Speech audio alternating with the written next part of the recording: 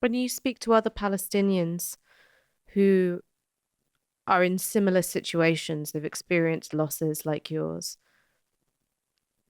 does it feel comforting? Does it feel better to be around people who understand, or does it feel overwhelming because there's so much grief that's there? What kind of questions are these? I'm sorry. We don't have No, to if no, you it's don't want okay. to. Um, Most people who have the same story like me, most those who lost all of their family members in Gaza, they could not cope like I did. I'm not here to brag or Mm, something, but I think I'm the strongest person I've ever met in my life mm, when it comes to dealing with the grief and the loss. I'm still surprised how strong I am. And some people would think that okay, you are strong maybe because you are not connected so much to your family. I love my family. I adore my family. You can tell from how You you know, speak about them. I would die for my family. Mm. Before the war started, I would always think of my father. And just thinking of my father would make me cry every day just because of how much I miss my father. My father was the most noble person you could ever meet, the most principled person you could ever meet, the most compassionate person you could ever meet, someone who could sacrifice to the most for his children, for me personally. And I could never, the idea, thinking before the war, the thought of losing my father one day, it crushed me before I even lost him.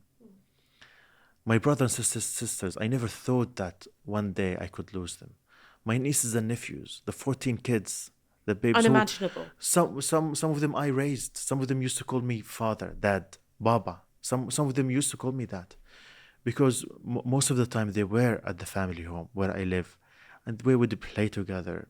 They grew up next to me, like they were very special to me, and we as a family, we were very connected to each other. We loved each other. We would never fight. We would never like raise voices at each other. We were very, and all of us, like people who know me and my family, we were always calm, quiet.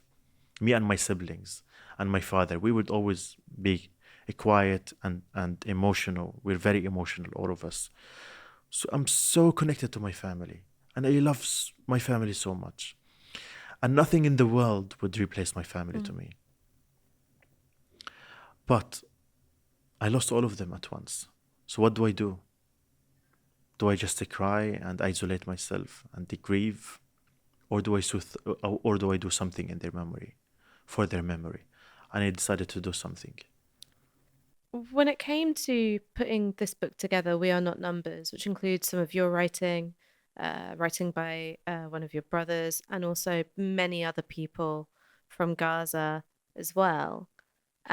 How did it feel to help people connect with their stories, their voice, their history? Because it's not just you speaking for your family and you speaking for your experience. This book was about helping other people tell their story as well.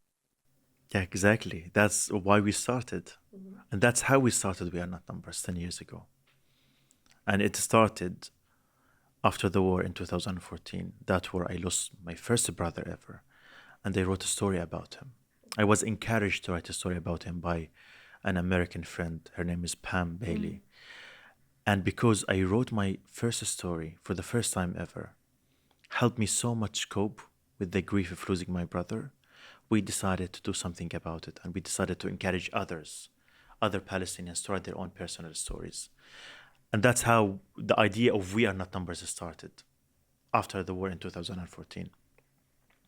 So, what we do is that we offer a platform for youth in Gaza to write their stories.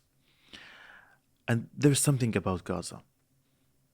There are so many talents in Gaza, so many talented people, so many stories, thousands of stories, millions of stories there are in Gaza. And these young people in Gaza who are talented, who write in English, they were just waiting for the opportunity, the time to be heard. Was there anybody who surprised you in their writing? All of them, All of them. all of them. Listen, I've been living in the UK for 6 years now, yeah? My first degree was in English literature in Gaza. And until now, all of the young writers in Gaza now who joined Militant are younger than me. They're 18, 19, and 20. And all of them speak and write better than me. Wow. So all of them, I swear, all of them surprised me. We recruited more than 400 writers in Gaza, young writers in Gaza, and many writers in the West Bank, in Palestine 48, and all around the world. And all of them write better than me. All of them are more talented than me. I'm not talented, they are talented. So all of them surprise me. Do you think that there is a kind of Gazan voice? There's a way of writing or looking at the world that characterizes writing from Gaza? And if so, how would you define it? Gaza is a strip of land in which 2.3 million people live in it. And they are just like any other people everywhere. We have talented people, we have writers, we have lovers, we have historians, we have doctors, we have nurses, we have different backgrounds. We have Muslims, we have Christians, we have seculars, we have religious people. We are diverse and we have different backgrounds.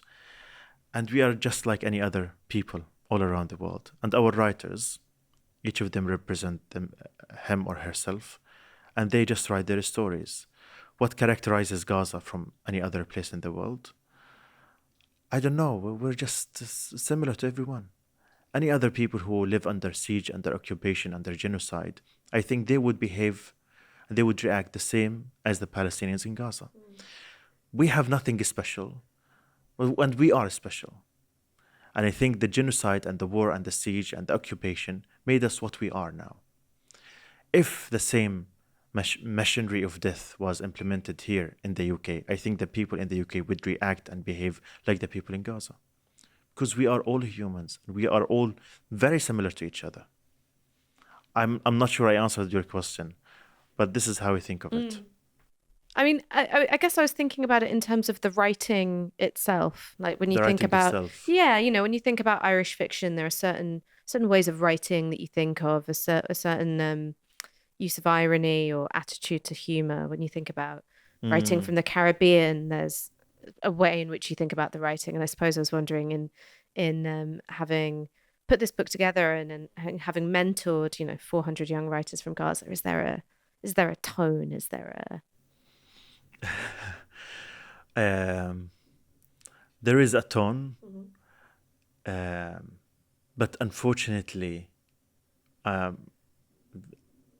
takes me no pleasure to say that the tone is always that within these stories you would always sense grief and pain.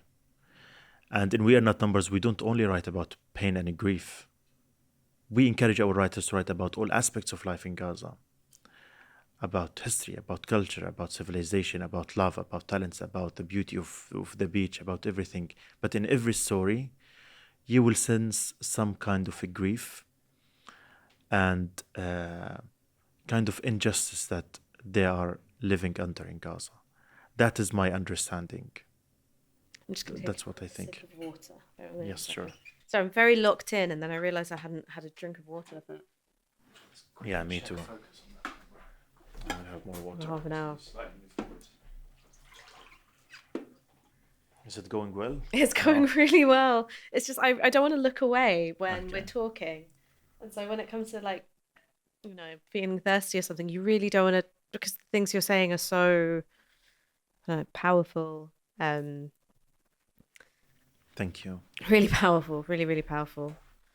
I think my this is going to be one of the interviews I do that my mum texts me about. I can tell already. Well, send the interview to her. Then. Oh, well, she's got a big Palestine flag hung up in her window. Ah, really? She does. Wow. She feels very, very strongly about it. This is one thing that makes me cope. Is when I walk in the streets and I see Palestinian flags everywhere. Not everywhere, but I see them everywhere. Here and in Europe, people just put Palestinian flags at their windows.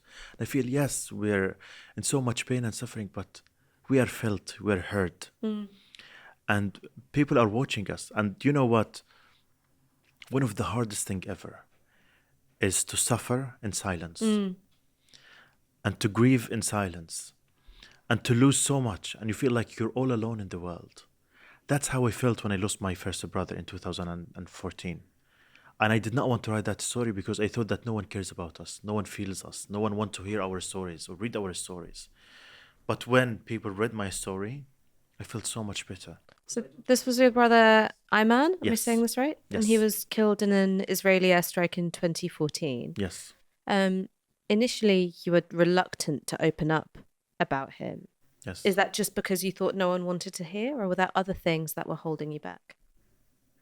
One thing is because I was 19, I was reading the mainstream media, and everyone would talk about the Palestinians as numbers, as terrorists. And I had this idea that, okay, why would I write in English? Because all of these foreigners, all of these English speaking people would think of Ayman as a terrorist. So they will not want to read his story. And also because Ayman was a member of the resistance.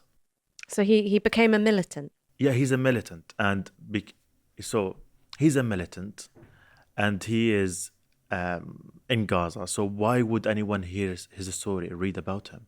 I thought maybe no one wants to read about him, and that is unfortunate because I believe that people deserve to have their story told, wherever they are and whoever they are. What happened to him when he was 9 years old? Because that was an incredible, I don't know, when you learn about what he witnessed when he was a child, it is not surprising that he would want to become a militant. It's a series of decisions Mm. which becomes completely understandable. So, Yes. so, so what happened? What happened to him is exactly what happened to so many other children in Gaza. It's what happened to me personally. I remember that incident. I think I wrote about it in my story about him. Okay, that story I wrote it 10 years ago and I avoided reading it after that. So I remember he came back home shivering and he told us, the family, that there was a tank in the street and it was shooting all the kids that passed the street. And it feels like unbelievable. Like there was a tank in the street in Deir el-Balah invading our city, and it was just standing there. And anyone who crosses the street, it would shoot them dead. And back then, I remember he told us that many of those who were killed, many of the children who were killed, were his colleagues at school. So they were his friends. Not very close friends, But but they were yeah, at his school.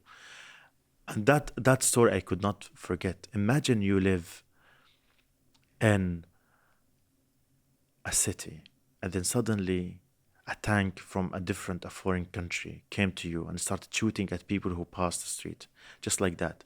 Now if you go back to history, you will not find any news about it. Do you know why? Because it's normal. It happened every day. That was our life when we were kids. And then a siege, and then war in 2008, another war in 2012, another war in 2014. And between all of these wars, and between the Second Intifada and these wars, there would always be incursions where a few tanks would come, invade our city, and start shooting at people. So this was our life. And those who live this life, you don't expect them to be normal.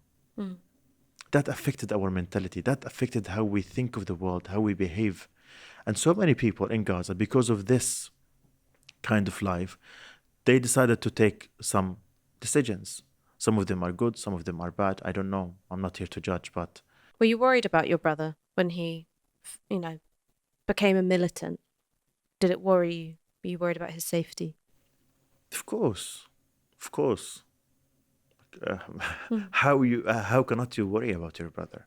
And we always knew that, okay, he started this journey, he will be hurt eventually. But what can I do? I could not stop him. What did he say? Did you ever talk about it? What would he say when you or other family members would say you're going to get hurt? Well, I remember my mother was very, very, very angry with him. She was very, very angry. She tried so hard to stop him. She would just cry day and night, stop, don't do this. He would not listen to anyone.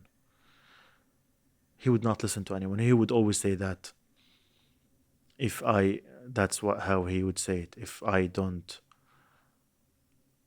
like defend my country, who would? Who would? So for him, he was like thinking of defending his country. For him, he was doing it for you, and you were saying, no, no, don't. Because we love our brother and we don't want him to get hurt. Yeah. How do people in the West react when you talk about your brother? It depends on who is reading. For so many people, he is a terrorist because he's a resistance fighter. For so many, they admire him and they love him, but they wouldn't say that in public, out loud. So it depends who's reading. Does it feel... When I talk about loved ones who I've lost, I never have to worry about what somebody is going to think about them or think about me. And I don't have to worry about it being potentially a criminal act for me to talk about admiring them or loving them or talking about their decisions. How does that context affect your ability to keep somebody alive in your memory and through the storytelling? Listen, no matter what happens in the world, he was my brother and I love him. He took his decision. I did not take that decision. I will not do something similar to him in my life. I would never do it. He took that decision. It might be right, it might be wrong, I don't know. But for me, he's my brother. And politics is out when we talk about our family. He was my brother. In the book, you say he was the golden child.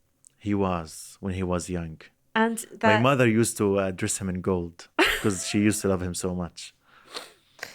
And that if he broke anything or had been naughty, nobody was allowed to punish him. Yeah, and but if I break something, I would be punished immediately. So he was your younger brother? No, he was older brother. Older brother. He was 4 years older than me. 4 years older. Yeah. And it must have been awful. You're seeing him break the plate, doesn't get told off, and you. He was always naughty when he was young, and he would always break. Like my home was full of vases and trees, artificial trees, and all that, and he broke everything. Then second day, my mom, who broke this? And we're like, we all know who did, but. See, you know what? I think I was that one. And my sister always says that I could get away with murder. I know. And I would knock things over and send everything flying. But suddenly, Ayman, when he, after the year of 13, he was very naughty, he was very active, hyperactive all the time. And then suddenly he changed. And he was always very, very, very polite, very calm. And even at school, the teacher used to call him the Amir, Ayman Amir. Amir, it means like a prince. A prince in our culture means like very polite. It's not like a prince like rich. Regal. Very, very polite. And yeah, you would never tell that this very polite person could become a militant because it's not like, it doesn't make any sense. But yeah. But he thought he was doing what was right. Of course, that's what he thought. How do Israelis view you and your work? Have you ever spoken to them about your experiences or this book? How do they react? The Israelis? Well, I don't think the Israelis know about We Are Not Numbers, the Israeli people. The Israeli government, I don't know what they think. I know what they think, but I don't know for a fact what they say. But there are Zionist organizations who are in the West who always attack our work. And they would always say that this book or the organization is... I started this organization and I have a terrorist brother. So that undermines me and undermines the organization. So this is, and they try to attack us from that angle. When that happens and you're under attack, does it feel intimidating or does it feel like you know you're doing the right thing because look at who's attacking you? Do you know how we think about it? How? They would always write these stories that try to smash me and get me deported out of this country because I'm writing the voices of the Palestinians and I'm talking about what's happening in Palestine. And the same people who attack me for speaking up, for writing the stories of the Palestinians and writing my story, are the same people who are literally carrying out a genocide in Palestine, in Gaza. The same people. Not the same individuals, but the same establishment, the same system, the same regime. They kill children in Gaza. They slaughter entire families. And then their propaganda come here to smear us and to threaten us and to attack us. And I think every time I have this feeling that, oh, why do they do this? And I say, okay, they're killing people. What do you expect them to do with me? They're literally killing children as a hobby. What do you expect them to do with me? At the same time, every time I feel like I slightly feel bad, I would remember that. Ahmad, wake up. Entire families are being murdered in Gaza. So the least you can do is to keep up your work. And when I think about this, I feel like whatever they try to do, no matter how much they try to hurt me, they could never hurt me. Because you can't compare what I'm going through to what the Palestinians in Gaza are going through. And even if they want to come and kill me here in Gaza, in London, I swear to God, I will never change. Because this is what we need to do, all of us, is to feel for the people in Gaza, to feel the crimes that are committed against the people in Gaza, and share their pain, at least with doing what is right. And what I don't do anything illegal. That's a secret. Everything I do is very legal, is by the book. I never encourage violence. I never encouraged violence. I would never encourage violence. Everything I talk about and I write and I read is all about peace and love and sympathy with those who are being murdered in Gaza. And what I do is that I amplify the Palestinian voices. This is all my life. So you come and attack me for doing what I do is actually evil.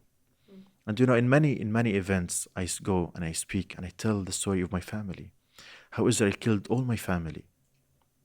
Imagine going to an event and hear someone tell you how Israel killed his entire family members, his mother, his father, his brothers, his sisters, his nieces, his nephews, his home. And then you come out of that event and you attack that person. You must be very evil to do that. And those evil people, when they do that, they never hurt me. They hurt themselves when they do that. Because what are you if you do this evil? What are you?